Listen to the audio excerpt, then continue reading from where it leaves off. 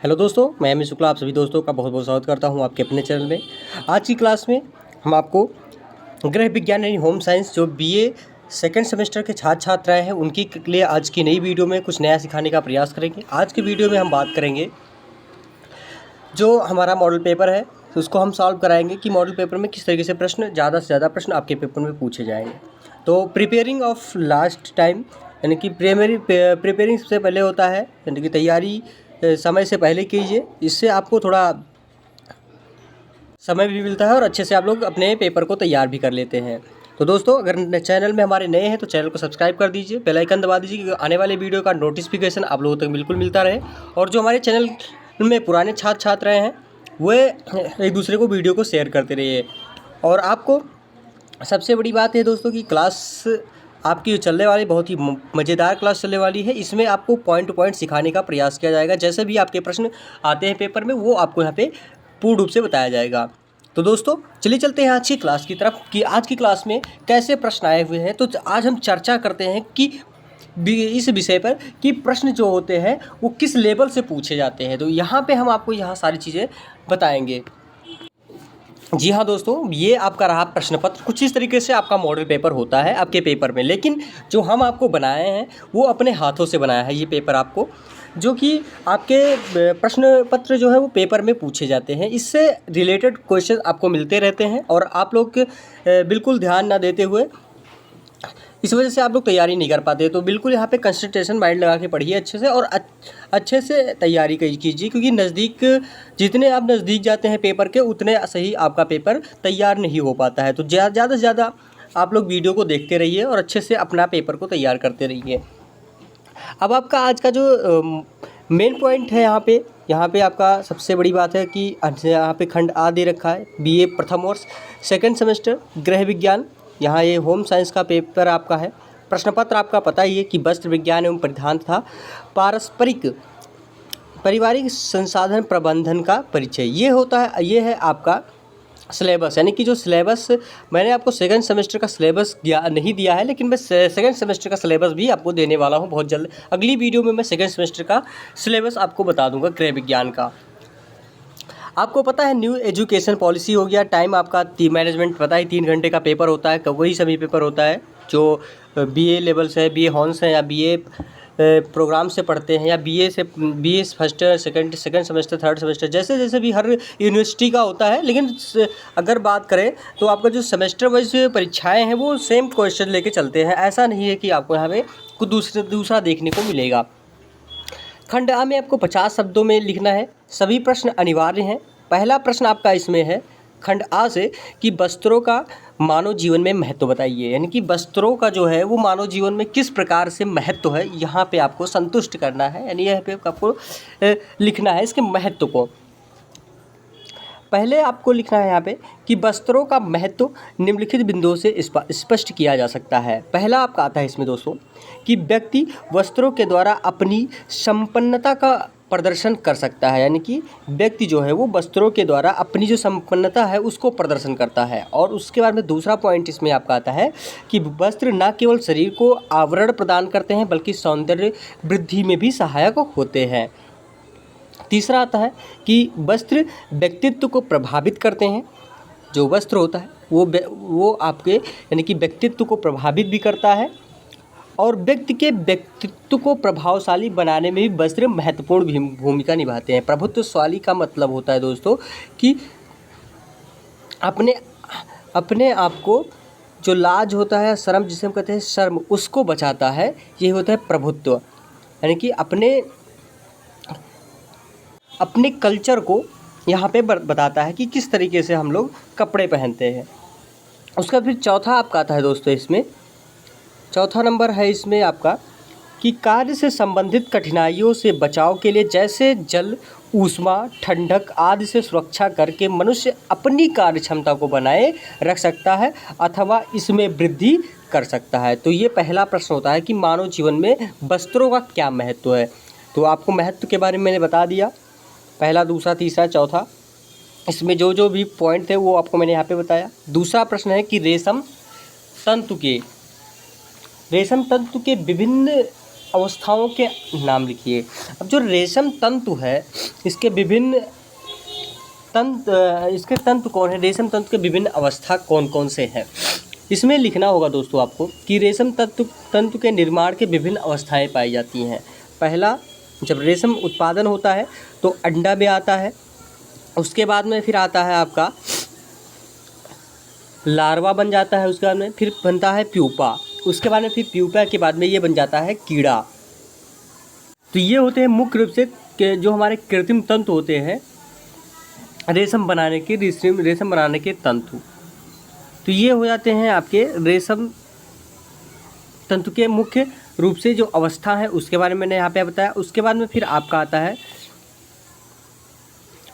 रेशम तंतु के ज्ञान से ग्रहणी के 2 लाभ बताइए, यानी कि जो रेशम तंतु है उनके ग्रहणी के 2 लाभ कौन कौन से हैं, ये चीज़ें आपको यहाँ पे हम बताएंगे 2 लाभ कौन कौन से हैं। अब उसके बाद में फिर आपका आता है इसमें दोस्तों, आज की युवतियाँ कल की गृहिणी होंगी, इसलिए उन्हें गृह विज्ञान का ज्ञान कराना नितांत आवश्यक है। इस ज्ञान के होने से युवतियों को वस्त्रों की खरीदारी, उनके प्रयोग, वस्त्रों के रखरखाव, वस्त्रों की धुलाई, सफाई आदि की जानकारी प्राप्त होगी और वस्त्र में रखरखाव में किसी प्रकार की कठिनाई नहीं होगी। मिलावटी और मिश्रित वस्त्रों को के परखने की क्षमता वस्त्र विज्ञान के अध्ययन के फलस्वरूप ही हो पाता है। तो ये होता है वस्त्र विज्ञान की जो ज्ञान होता है, ग्रहणी के 2 लाभ मुख्य रूप से थे इसमें। पहला तो हमने आपको ये बता ही दिया कि वस्त्रों के रखरखाव और वस्त्रों की धुलाई, सफाई, खरीदारी, तो ये सारी चीज़ें इनके लाभ होते हैं। अगर ये चीज़ें समझ जाते हैं तो इनको लास्ट में प्रॉब्लम नहीं आती है। दूसरा फिर आपका आता है तीसरा प्रश्न, कृत्रिम तंतुओं के नाम लिखिए। कृत्रिम तंतु कौन कौन से हैं, इनके नाम हैं। पहला तो आपका आता है इसमें आपका आएगा रेयान, दूसरा आता है इसमें आपका नायलॉन, तीसरा आता है ओरलान, चौथा डेक्रॉन, पांचवा एक्रिलॉन, छठा में आपका आएगा इसमें फाइबर ग्लास के रूप में आपको मिलेगा इसमें।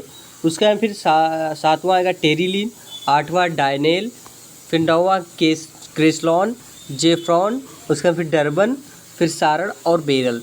तो ये कृत्रिम तंतु हैं, इसके कृत्रिम तंतुओं के नाम मुख्य रूप से ये रहे आपके। उसके बाद फिर आपका आता है फाइब्रिन एवं सेरिसिन क्या है। फाइब्रिन और सेरिसिन का मतलब क्या है समझिए इसमें आप लोग। फाइब्रिन क्या होता है, फाइब्रिन है दोस्तों कि कोकून का नाम आप लोगों ने सुना होगा। कोकून से जो रेशा खींच निकाला जाता है उसे हम फाइब्रिन कहते हैं। कोकून से जो हमें रेशा मिलता है उसको निकालते हैं, उसी को हम फाइब्रिन कहते हैं। या दोहरे धागे के रूप में होता है, जो दोहरा धागा होता है उसके रूप में क्या आता है, जो आपस में गोंद युक्त पदार्थ सेरिसिन से जुड़ा रहता है। उसके बाद फिर आपका आता है सेरिसिन। सेरिसिन का क्या मतलब है, सेरिसिन यह गोंद जैसे पदार्थ होता है जो रेशम के कीड़े के मुंह से निकलता है। रेशम के कीड़े से जो मुंह से निकलता है उसे हम दोहरा धागा आपस में सटा रहता है, तो इसे हम सेरिसिन कहते हैं।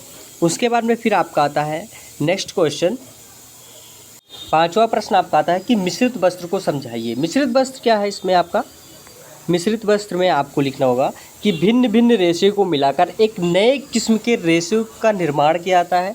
भिन्न भिन्न यानी कि अलग अलग रेशे को हम एक में मिलाते हैं, मतलब मिलावटी रेशा जिसे हम बोलते हैं। ये रेशे अत्यंत ही मजबूत, टिकाऊ, सुंदर, मुलायम और आरामदायक होते हैं। भिन्न भिन्न रेशे को मिलाकर जब वस्त्र का निर्माण किया जाता है तो इस प्रकार के वस्त्र मिश्रित वस्त्र कहलाते हैं। इस प्रकार के वस्त्र में दोनों रेशों के सम्मिलित यानी कि सम्मिश्रित गुण समाहित होते हैं। जैसे आपका आता है कौन कौन से रेशे आपके कपड़े तैयार होते हैं, इसमें से आपका आता है पहला टेरिकाट, टेरिकाट का नाम आप लोग सुना होगा। दूसरा आपका आता है टेरीबुल, उसके बाद में फिर तीसरा आता है इसमें काट्सबुल। तो ये 3 आपके जो हैं मुख्य रूप से हैं। पहला तो टेरीबुल, दूसरा टेरिकाट, टेरीबुल और काट्सबुल। तो ये तीनों आपको मिला के ये मिश्रित वस्त्र आपके यहाँ मिलते हैं। उसके बाद में फिर नेक्स्ट आपका क्वेश्चन आता है नेक्स्ट क्वेश्चन आता है इसमें आपका कि मूल्यांकन के प्रकार बताइए। मूल्यांकन कितने प्रकार का होता है। जैसे भी प्रश्न हो आपका मूल्यांकन के बारे में यहाँ पे आपको लिखना होता है। मूल्यांकन लिखेंगे आप लोग यहाँ पे। मूल्यांकन मुख्य रूप से 2 प्रकार के होते हैं। पहला तो आपका आता है इसमें, पहला सर्वोपरि इसमें आप आएगा सर्वोपरि मूल्यांकन। इसमें लिखना होगा आपको कि इनके अंतर्गत कार्य को सरसरी तौर पर मूल्यांकन किया जाता है। सरसरी तौर का मतलब होता है कि एक जैसे सरसरी निगाह से हम लोग पढ़ते हैं, या सरसरी का मतलब होता है एक सिंपल तरीके से हम लोग करते चले जाते हैं, तो इसका होता है सर्वोपरि मूल्यांकन। उसका फिर आपका दूसरा आता है सविस्तार मूल्यांकन। उसका सविस्तार मूल्यांकन कौन सा होता है, इसमें स्थिति की गहराई से अध्ययन किया जाता है। स्थिति की गहराई का मतलब होता है जैसे हमें मूल्यांकन के बारे में पढ़ना है, तो मूल्यांकन की गहराइयों के बारे में हमें यहाँ पे पढ़ना होगा, तो इसे हम बोलते हैं मूल्यांकन, सविस्तार मूल्यांकन। क्या कहते हैं इसको हम, सविस्तार मूल्यांकन। तो पहला आपको समझ में आया, दूसरा यानी कि दोनों मूल्यांकन के प्रकारों के बारे में हमने बताया आपको यहाँ पे। उसके बाद फिर आपका नेक्स्ट क्वेश्चन आता है ब्लीचिंग क्या है। ब्लीचिंग का मतलब क्या होता है। ब्लीचिंग में लिखना होगा आपको दोस्तों कि वस्त्रों को उनके प्राकृतिक यानी कि मटमैले रंग व बुनाई करते समय लगे ग्रीस व चिकनाई के दाग के धब्बे से मुक्त करने के लिए उनकी ब्लीचिंग या विरंजक किया जाता है। उनकी जो वस्त्र हम लोग वस्त्र जो आप सिलते हैं, वस्त्रों में जो ग्रीस, मशीन की ग्रीस लग जाती है, ग्रीस की चिकनाहट या दाग लग जाते हैं, कोई भी दाग हो गए, धब्बे हो गए, उसके बाद में दाग धब्बे ये चीज़ें आपको यहाँ पे लग जाती हैं, तो आपको केवल विरंजन या फिर ब्लीचिंग के द्वारा साफ़ करना पड़ता है। ब्लीचिंग या विरंजक के द्वारा आप साफ़ कर सकते हैं। तो ब्लीचिंग के रासायनिक पदार्थों का प्रयोग किया जाता है और जिन्हें हम ब्लीच या विरंजक कहते हैं। जैसे आपका आता है सोडियम हाइड्रोसल्फाइड, हाइड्रोजन पराक्साइड हो गया आपका, पोटेशियम परमैंगनेट हो गया इत्यादि। ये आपके होते हैं दोस्तों ब्लीचिंग। इसी को हम कहते हैं ब्लीचिंग या रासायनिक पदार्थ। तो इस रासायनिक पदार्थ से आप लोग ब्लीचिंग कर सकते हैं। अब आपका नेक्स्ट क्वेश्चन आता है कि प्राकृतिक रेशों के नाम बताइए। प्राकृतिक रेशों के कौन कौन से हैं, मुख्य रूप से आप इसको यहाँ पे लिखना होगा आपको। तो ये आपके 2 नंबर के 60 आंसर होते हैं, इसलिए आप लोगों को थोड़ा थोड़ा करके यहाँ पे लिखना होता है। पहला आपका आता है इसमें प्राकृतिक, पहले तो आंसर में लिखेंगे प्राकृतिक रेशों के नाम निम्नलिखित रूप से हैं।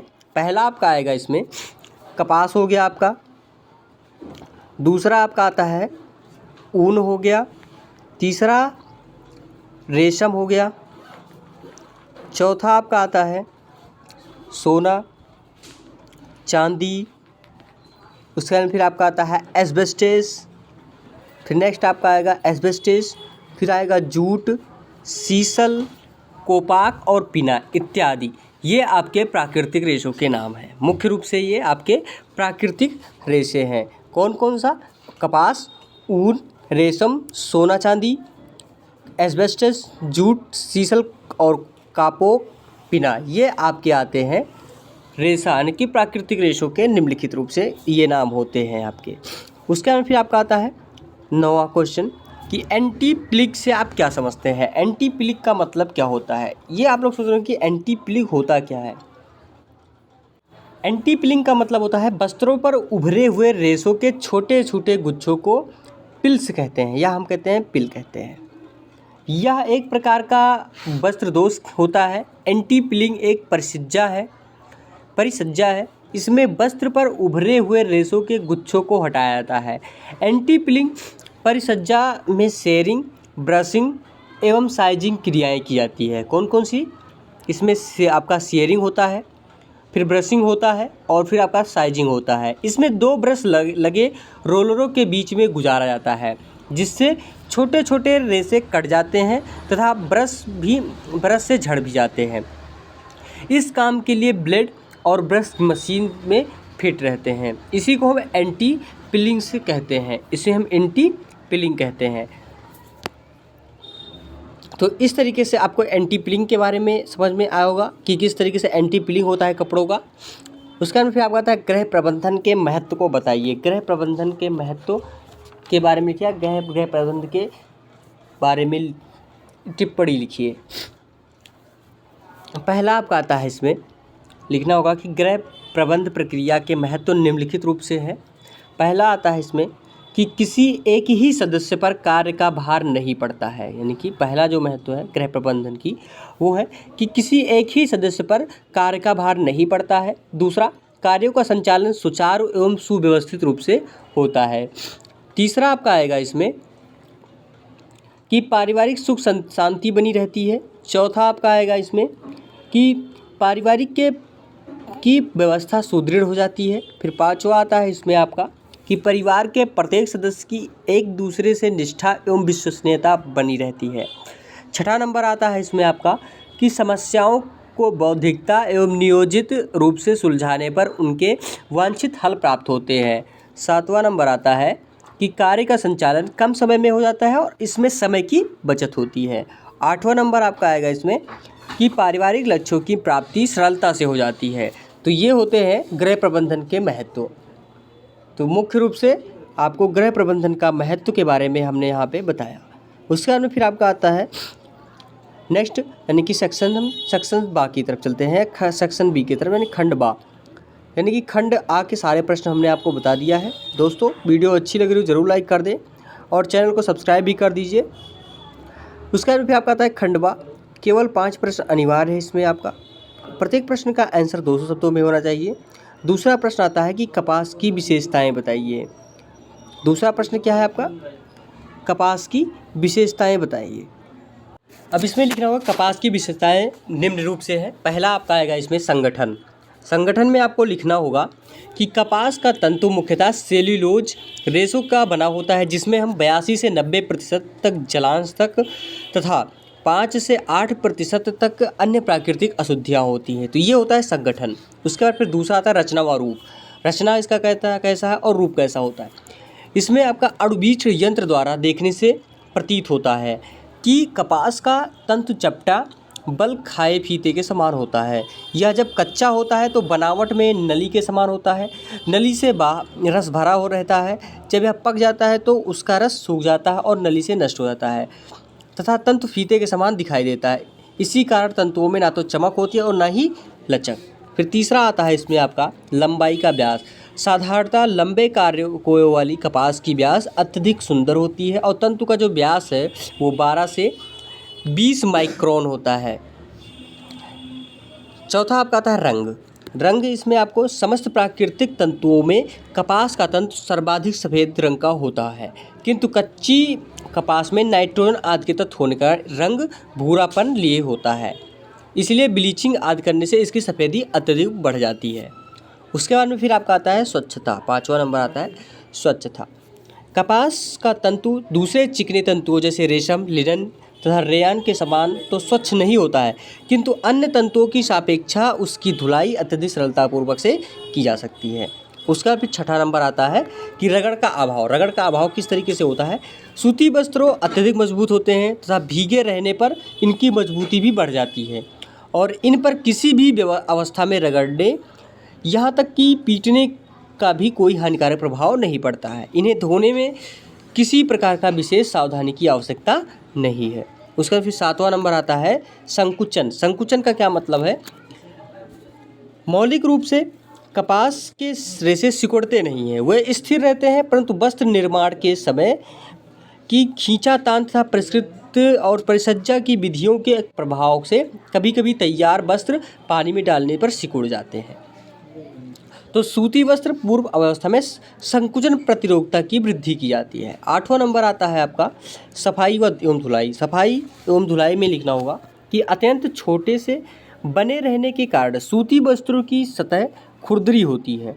धूल के कण इसमें आसानी से फंसते हैं और वे शीघ्रता गंदे हो जाते हैं। इन्हें स्वस्थ कर वस्त्र समझा जाता है। इसका कारण यह है कि इन्हें धोना आसान है और इन्हें कितना भी रगड़ा पटका तथा पीटा जाए परंतु ये क्या होते हैं, अप्रभावित रहते हैं। उसका फिर आपका था ब्लीच का प्रभाव। इसमें ब्लीच का, अगर ब्लीचिंग करते हैं तो क्या प्रभाव पड़ता है? श्वेत सूती वस्त्रों को आसानी से बिना किसी डर के ब्लीच वस्त्र व उज्ज्वलता लाना किया जा सकता है और इस पर किसी भी प्रकार का ब्लीच प्रयोग किया जा सकता है। जैसे आपका सोडियम हाइपोक्लोराइड भी की घरेलू ब्लीच इनके लिए सर्वोत्तम रहती है, यानी कि हाइड्रो कौन सा है? Sodium hypochloride. 10वां आता है ताप का प्रभाव या दाह्य ताप। कपास के रेशे अन्य सभी रेशों की अपेक्षा ताप सहन क्षमता अधिक रहती है। बहुत गर्म स्त्री से सूती वस्त्रों को प्रेस किया जा सकता है, परंतु 300 डिग्री फ़ारेनहाइट तक ताप के पहुंचने के बाद सूती वस्त्र झुलसने लगता है तथा 475 डिग्री फ़ारेनहाइट तक पहुंचकर जलने लगता है। यह ज्वलनशील है। फिर आपका आता है 11वां नंबर, प्रकाश एवं ताप का प्रभाव। प्राचीन वस्त्रों की सुरक्षा के लिए इन्हें एसिड प्रूफ कागज में पैक करके रखना चाहिए। कपास का रेशा लगातार सूर्य के किरणों के उद्भासन में रहने पर निर्बल पड़ने लगता है। 12वां नंबर आता है फफूंदी का प्रभाव। सूती वस्त्रों का आर्द्रावस्था में बहुत दिनों तक बंद स्थान पर रखने से उन्हें फफूंद लग जाते हैं। फफूंदी के स्थान पर काली चित्तियाँ पड़ जाती हैं, वस्त्र गल जाते हैं। फफूंदे वाले वस्त्र में दुर्गंध आने लगते हैं। मंड वाले वस्त्र में फफूंदी और भी जल्दी लग जाती हैं। कृत्रिम विधि से परिष्कृत परिसज्जा की विशिष्ट विधियों से सूती वस्त्र की फफूंदी प्रतिरोधक शक्ति बढ़ाई जाती है। फिर आपका आता है अपघर्षण प्रतिरोधकता। 12वां नंबर आता है अपघर्षण प्रतिरोधकता। लगातार रगड़ के स्थान पर वस्त्र घिस जाता तथा कच्चा हो जाता है। 13वां नंबर आता है कि पसीने का प्रभाव। यदि एक ही वस्त्र बार बार पसीने के संपर्क में आ रहे हैं और उसे धोकर पसीने से मुक्त ना किया जाए, जो कपड़ा सड़ गल जाता है। 14वां नंबर आता है कि सूक्ष्म जीवाणु तथा कीटों के लिए प्रतिरोधक क्षमता। नम, उष्ण तथा प्रकाशहीन स्थान पर अधिक समय तक रखे जाने पर कपास के रेशे से फफूंद लग जाते हैं और वे चित्तीदार धब्बे बन जाते हैं। उसका फिर घनत्व और विशिष्ट गुरुत्व। मोस्ट इम्पॉर्टेंट आपका ये रहा टॉपिक, इसका घनत्व क्या है और विशिष्ट गुरुत्व क्या है। कपास अपेक्षाकृत उच्च घनत्व का रेशा है। इसका विशिष्ट गुरुत्व जो है वो 1.5000, जबकि नायलॉन का जो होता है वो 1.14 आपका होता है, 1.14 ही रहता है। इसका तात्पर्य है कि कपास का कपड़ा अपेक्षाकृत वजनी प्रतीत होता है। 16वां नंबर आपका आता है इसमें कि वैद्युत संवाहिता। इसमें आपका कपास वैद्युत का संवहन करता है अतः इस पर कभी भी स्थैतिक वैद्युत का प्रभाव नहीं होता है। तो ये होते हैं कपास की विशेषताएं। उसके बाद फिर आपका नेक्स्ट क्वेश्चन आता है कि पॉलिएस्टर रेशे के उत्पादन की प्रक्रिया को लिखिए, यानी कि पॉलिएस्टर रेशे की उत्पादन किस प्रकार से किया जाता है।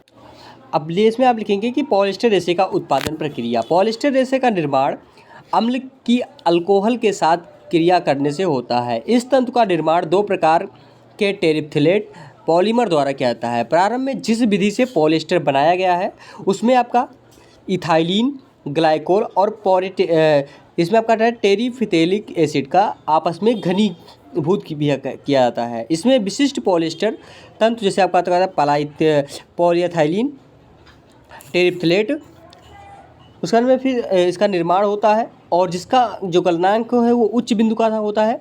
बाद में इसे पिघले पदार्थ द्वारा तंतु बनाया जाता है और जिसमें पूर्णतः वस्त्र तंतुओं की जो विशेषताएं विद्यमान होती हैं।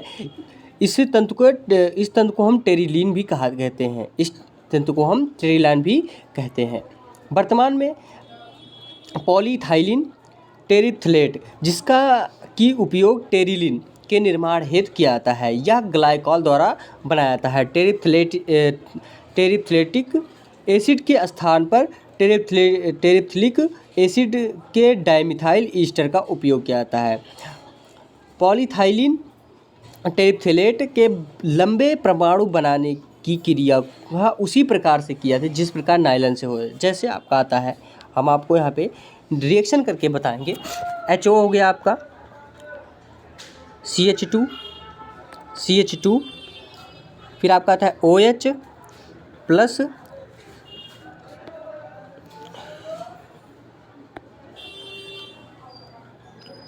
आपका आएगा, इसमें लिखना होगा आपको HOOC, फिर C6H4 ये आपका घनीभूत एसिड हो जाता है, एथाइलिन ग्लाइकॉल हो जाता है। इसके बाद में फिर आपका आता है जो टेरिप्थिलिन एंड इथिलीन जो आपका टेरिप्थिलेट है वो आपका आता है HOCH2 उसके में फिर आपका आएगा बॉन्ड लगाएंगे OC C6H4 और COOH के साथ कि आप जब क्रिया कराएंगे आप तो आपको मिलेगा आपको मिलेगा इसमें CH2 उसके बाद में फिर आपको बॉन्ड OC C6H4CO आप ब्रैकेट बंद करेंगे उसके बाद में फिर आएगा N उसके बाद में फिर OH। तो ये आपके होते हैं पॉलीइथाइलिन टेरेप्थिलेट। उसके बाद में फिर आपका आता है तंतुकी को खींचना, यानी तंतु की कताई और तंतु की खींचना, ये आपके मोस्ट इम्पॉर्टेंट है। इसमें ये आपका है कि पिघले हुए पॉलीमर की हवा बंद वाली स्थिति में रखा जाता है क्योंकि ऑक्सीजन इसके स्थायित्व को प्रभावित करता है और इनकी कताई तकनीकी नायलॉन तंतु के समान हो जाती है। फिर तंतु को खींचना, स्पिनरेट से निकालने के बाद पॉलिएस्टर तंतु सभी इच्छित विशेषताएं नहीं होती क्योंकि इसमें सुपर पॉलीमर परमाणुओं की व्यवस्था बिखरी हुई होती है, इसलिए तंतु को खींचा जाता है या लंबा किया जाता है और इस क्रिया हेतु गोडेट व्हील की सहायता ली जाती है और वह तंतु उसी प्रकार खींचा है जिस प्रकार नायलॉन के तंतु को खींचा जाता है। उसके बाद फिर आपका आता है नेक्स्ट प्रश्न, सूती रेशे के उत्पादन प्रक्रिया का संक्षेप में वर्णन कीजिए। इसमें आपका आएगा सूती वस्त्र में कि कपास के सूत का रूप धारण करने से पूर्व निम्नांकित प्रक्रियाओं में से गुजारना पड़ता है। पहला आपका आएगा इसमें कपास के कोयों को एकत्र करना। जब पौधों को कपास के कोये पकने के बाद फटने लगते हैं तो उन्हें तोड़कर एकत्र कर लिया जाता है। यदि ऐसे कोयों को पेड़ में ही छोड़ दिया जाए तो ये मौसम एवं सूर्य की धूप के प्रभाव से रुई बदरंगी एवं गंदी हो जाती हैं और कोया पककर ज़मीन पर गिर जाते हैं और इसमें अनेक अशुद्धियाँ जैसे पेड़ पौधों की सूखी पत्तियाँ, मिट्टी तथा कीड़े आदि मिल जाती हैं और कोये ओटनी या हाथ की मशीन से सहायता से एकत्रित किया जाता है। जब ये कोये पककर तैयार हो जाएं तो उन्हें हाथ से तोड़कर एकत्रित करना चाहिए। उसका फिर दूसरा आता है बिनौले से निकालना। यह वह प्रक्रिया है जिसके द्वारा बिनौले को कपास से अलग कर दिया जाता है। यह कार्य मशीनों द्वारा किया जाता है। इस मशीन में बड़ी बड़ी दांतदार आरियाँ लगी होती हैं। इसके तेज से घूमने पर रुई इसमें फंसती जाती हैं और वे दूसरे तरफ जाकर एकत्र होती जाते हैं तथा अशुद्धियाँ इसकी पृथक हो जाती हैं। इस प्रकार अलग किए रेशों की रुई के नाम से पुकारते हैं। अब तीसरा आता है इसमें आपका कपास की गंदगी दूर करना। यह रेशे लकड़ी, पत्ते, धूल आदि के कारण अशुद्धियों से भरे होते रहते हैं। इन अशुद्धियों को रेशे से पृथक कर दिया जाता है। यह कार्य मशीनों द्वारा किया जाता है। फिर चौथा आपका आता है इसमें कि इसके उपरांत कपास को दबाकर गांठ की शक्ल में बांध दिया जाता है। फिर इसको टाट में लपेटकर लोहे की पत्तियों में कसा जाता है। अब रुई इस स्थिति में होती है कि मिलों को प्रदान की जा सके। पांचवा आता है आपका गांठों को खोलना तथा आपस में मिलाना। रुई की गांठें मिल में पहुंचने पर खोल दी जाती है और रुई क्या होता है ढीला करके फैला दिया जाता है और सटे हुए रेशों को अलग अलग छितरा दिया जाता है। यहाँ पर यंत्रों की सहायता से सुलझाने का काम किया जाता है और यह यंत्र रुई को साफ करके इसकी चादरें बना देते हैं। यह यंत्र ब्रेकर, मध्यवर्ती तथा फिनिशर यंत्र कपास का साफ करके उसकी चादर बना देते हैं जो 1 इंच मोटी, 20 इंच चौड़ी तथा 20 किलोग्राम वजन की होती है। फिर आपका आता है छठा, रुई को धुनना। इस समय तक चादरों में कुछ न कुछ अशुद्धियाँ रह जाती हैं तथा इन अशुद्धियों को निकालना, रेशों को सुलझाना, इन्हें समानांतर करना आदि आवश्यक काम दिया जाता है इसमें आपका। उसका फिर आपका था रुई को धुलने की मशीन के माध्यम से निकाला जाता है और इस यंत्र के माध्यम से रुई पूर्ण रूप से स्वच्छ हो जाती है। गंदगी, धूल एवं अन्य पदार्थ बाहर निकल जाते हैं तथा रुई के रेशे सीधे हो जाते हैं। इस प्रकार में छोटे रेशे अलग कर दिए जाते हैं जिनमें निम्न कोट के वस्त्रों का उत्पादन किया जा सके। और भारत के गृह उद्योग में यह कार्य पिंजारे लोग अपनी पीजन की सहायता से करते हैं। बाद में इन्हें साफ समानांतर किए हुए रेशे की कीप से निकालकर मोटी गोलाकार पट्टी के आकार में बना दिया जाता है। तो इसको हम कहते हैं कार्ड। इसी को हम क्या कहते हैं? कार्ड कहते हैं। नेक्स्ट क्वेश्चन आपका आता है इसमें। उसके बाद फिर पांचवा प्रश्न आपका आता है कि प्राकृतिक तंतुओं पर अम्ल व क्षार का क्या प्रभाव पड़ता है। यानी कि प्राकृतिक तंतुओं पर अम्ल व क्षार के बारे में यहाँ पे आपको हम बताएंगे कि अम्ल कितना होता है, क्षार कितना होता है। उसके बाद फिर आपका आएगा, इसमें लिखना होगा कि अलग अलग अम्लों का अलग अलग तंतुओं पर प्रभाव भी अलग अलग पड़ता है। पहला इसमें लिखेंगे कपास। कपास में कैसा होता है अम्ल का प्रभाव? इसमें लिखेंगे कपास में अम्ल का प्रभाव हानिकारक होता है। खनिज अम्ल का हल्का घोल भी कपास को सुखाकर पाउडर में बदल देता है।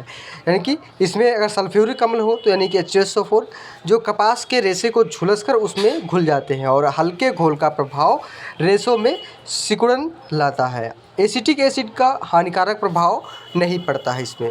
फिर आता है आपका लिनन। लिनन में किस तरीके से होता है कि लिनन पर अम्ल की प्रक्रिया कपास के समान होती है। फिर आता है रेशम में। रेशम में खनिज अम्ल के हल्के घोल को हानिकारक प्रभाव नहीं होता है किंतु तीव्र घोल हानिकारक होता है। और कार्बनिक अम्ल, जो कार्बनिक अम्ल होता है वो रेशम को अधिक नुकसान पहुंचाता है। जो कार्बनिक अम्ल है वो रेशम को अधिक नुकसान नहीं पहुंचाता है। ये आपको रेशम में के ऊन में मिलता है। फिर आपका ऊन आएगा। ऊन में आपको क्या प्रभाव होता है कि कार्बनिक अम्ल ऊनी रेशों को फुला देता है। जो कार्बनिक अम्ल होता है वो क्या करता है, ऊनी रेशों को फुला देता है और जिसमें वे खराब हो जाते हैं। और खनिज अम्ल के तीव्र घोल से ऊनी रेशे घुल जाते हैं किंतु हल्के घोल में ऊनी रेशा केवल फूल जाते हैं और उनमें क्या होता है, कोई नुकसान नहीं होता है। फिर आता है आपका क्षार का प्रभाव। इसमें लिखेंगे आप क्षार का प्रभाव। कपास के रेशों पर हल्का यानी इसका हानिकारक प्रभाव भी नहीं पड़ता। कपास के रेशों पर इसका हानिकारक प्रभाव नहीं पड़ता है। लिनन में भी क्षार के जो प्रतिरोधक क्षमता होती है, रेशम के तंतु पर क्षार के हल्के घोल बुरा प्रभाव नहीं डालते हैं परंतु रेशे पीले और धीरे धीरे कमज़ोर पड़ने लगते हैं। ऊन पर क्षार का हानिकारक प्रभाव पड़ता है। क्षार के प्रभाव से रेशा पीला पड़ जाता है, कड़ा हो जाता है तथा उसके रेशे फैलकर जकड़ जाते हैं। बोरेक्स तथा अमोनिया से ऊन की कोई विशेष हानि नहीं पहुंचती। अगर आप बोरेक्स लेते हैं या फिर अमोनिया जिसे हम कहते हैं CH4 से ज़्यादा प्रदर्शित करते हैं अमोनिया को, तो ये होता है क्षार का प्रभाव। उसका फिर नेक्स्ट प्रश्न आपका आता है दोस्तों कि शक्ति के व्यवस्थापन की प्रक्रिया को बताइए। यानी कि शक्ति व्यवस्थापन की प्रक्रिया को समझाइए। इसमें लिखना होगा आपको दोस्तों, शक्ति व्यवस्थापन की प्रक्रिया को निम्नलिखित रूप से समय की तरह यानी कि समय की ही तरह शक्ति के उपयोग को भी योजना बनाई जाती है। शक्ति का व्यवस्थापन में शक्ति को मापने के लिए विभिन्न क्रियाओं में खर्च की गई शक्ति मूल्य को मापा जा सकता है। जैसे आपका आता है मात्रक, कैलोरी, किलो कैलोरी, जूल इत्यादि। ये ऊर्जा के सर्वोत्तम उपयोगों को शक्ति प्रबंधन या व्यवस्थापन कहते हैं। शक्ति व्यवस्थापन हेतु ध्यान देने योग्य बातें हैं। कौन कौन सी है? इसमें पहला आपका आता है कि प्रातः काल के समय व्यक्ति में ऊर्जा की मात्रा अधिक रहती है। यानी कि अगर मॉर्निंग टाइम में देखा जाए तो किसी भी व्यक्ति की जो ऊर्जा होती है वो अधिक रहती है। अतः ये कोशिश करनी चाहिए कि ज़्यादा से ज़्यादा काम सुबह के समय किए जाएं। दूसरा आता है, अब इसमें दूसरा आपका आएगा कि कार्य योजना बनाते समय विश्राम काल भी ध्यान रखना आवश्यक है। तीसरा आता है कि यह निरीक्षण करना आवश्यक है कि किस कार्य को किस तरीके से करने पर थकान कम लगती है। चौथा आएगा आपका कि कार्य में रुचि लेने से मानसिक थकान से बचा जा सकता है। पांचवा आएगा कि विश्राम काल के साथ मनोरंजन पर भी ध्यान देना आवश्यक है। छठवां नंबर आएगा आपका कि परिवार के सदस्यों को भी कार्य में रुचि लेने के लिए और अपना योगदान देने के लिए प्रोत्साहित करना चाहिए ताकि कार्य समय में संपन्न हो सके और थकान का अनुभव भी कम हो। इससे पारिवारिक लक्ष्यों को प्राप्त करने में सहायता मिलेगी। तो ये होते हैं आपके शक्ति व्यवस्थापन की प्रक्रिया। इसमें आपको शक्ति व्यवस्थापन की जो मुख्य रूप से प्रक्रियाएं थी वो ये आपको ग्रहण करनी चाहिए। इसमें आपका आता है व्यय के प्रकार को संक्षेप में लिखिए। व्यय के प्रकार कौन कौन से हैं?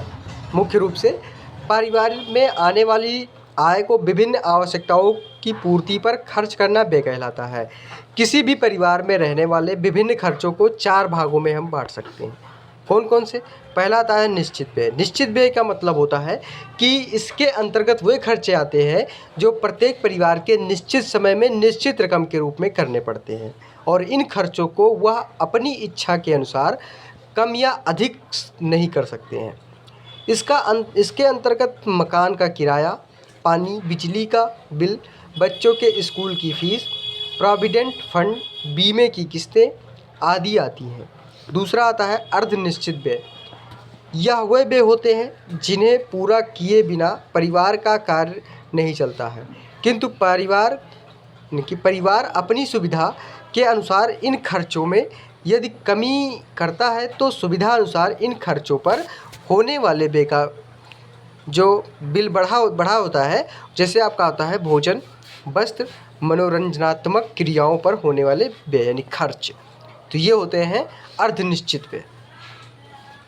उसका फिर तीसरा आपका आएगा इसमें अन्य व्यय। इसमें और अन्य व्यय में यानी कि अधिक खर्चे में कौन कौन से यानी कौन कौन से खर्चे करते हैं आपका, इसमें लिखेंगे अन्य व्यय में ये वे खर्च हैं जो परिवार की आर्थिक स्थिति को देखते हुए किए जाते हैं और धन का प्रबंध न होने पर इन खर्चों को बिल्कुल बंद भी किया जा सकता है।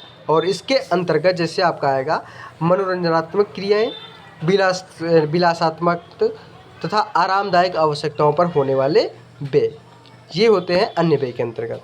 चौथा आएगा अचानक आने वाली खर्चे। जैसे प्रत्येक परिवार में कुछ ऐसे व्यय होते हैं जिसके विषय में या तो मालूम नहीं होता है कि ये आएंगे और कब कितनी मात्रा में आएंगे या नहीं मालूम होता है। जैसे परिवार के किसी सदस्य की बीमारी, अचानक परिवार में कुछ सदस्यों को आगमन, अचानक शहर से बाहर किसी खुशी या गमी में जाने की आवश्यकता अथवा मृत्यु होने पर खर्च, तो ये होते हैं आपके अचानक से आने वाले खर्चे। तो ये अलग अलग प्रकार से व्यय होते हैं आपके यानी कि खर्च के बारे में। उसके बाद में फिर आपका आएगा खंडसा, यानी कि खंडवा से हमने आपको सारे प्रश्न बता दिया 5, 6, 7। इसमें आपके 7 प्रश्न किए आपको हल कराए हैं, जिसमें से आपको केवल 5 ही प्रश्न करने हैं। तो 5 में से आपको 7 में केवल 5 प्रश्न करना है। जो भी आपको अच्छे से लगे वो आप कर लीजिए यहाँ से। फिर आपका आता है खंडसा, इसमें केवल 2 प्रश्न करने हैं। प्रत्येक प्रश्न का जो आंसर है वो 5 शब्दों में देना है। 8वां प्रश्न इसमें आपका है कि परिधान के चयन को प्रभावित करने वाले कारकों को विस्तार पूर्वक वर्णन कीजिए। 9वां प्रश्न इसमें आपका आएगा कि बुनाई से आप क्या समझते हैं और बुनाई के विभिन्न प्रकारों को विस्तार पूर्वक समझाइए। ये आपके खंड 7 से हैं प्रश्न। 10वां प्रश्न आपका आएगा इसमें कि संसाधनों से आप क्या समझती हैं, इनकी विशेषताएं बताइए और इनके संक्षिप्त वर्गीकरण प्रस्तुत कीजिए। फिर 11वां प्रश्न आता है कि पारिवारिक आय एवं व्यय से आप क्या समझते हैं, यानी कि ये प्रश्न आपको हमने सेक्शन बी में भी बताया था एक संक्षिप्त रूप से। तो इस तरीके से हमने आपको सेक्शन ए और सेक्शन बी में बताया। सेक्शन सी का प्रश्न आपको लॉन्ग होने के कारण मैं आपको अलग से प्रश्न 2-2 करके आपको बता दूंगा। जैसे 8वां 9वां प्रश्न एक वीडियो में बना देंगे, 10वां और 11वां प्रश्न आपको एक वीडियो में बना देंगे, जिससे कि आप लोगों को थोड़ा आपको टाइम भी मिल जाता है पढ़ने में भी और अच्छे से आप लोग तैयारी भी कर लेंगे। तो इस वजह से आपको हम यहाँ पे बताएंगे नहीं, क्योंकि ज़्यादा लॉन्ग वीडियो हो जाएगी और आपको अच्छे से समझ भी नहीं आएगा। तो जो आपको समझ में आए उतना ही मैं आपको बताऊँगा। और ये जो 4 प्रश्न है ये आपको अलग से वीडियो में हम आपको पूर्ण रूप से बता के आपको उसमें। और दोस्तों वीडियो अच्छी लगी हो तो ज़रूर लाइक कर दें, चैनल को सब्सक्राइब कर दें और आने वाली वीडियो तक आप लोग इंतज़ार करिए। इसी के साथ अगली वीडियो के साथ ज़रूर मिलेंगे। धन्यवाद दोस्तों।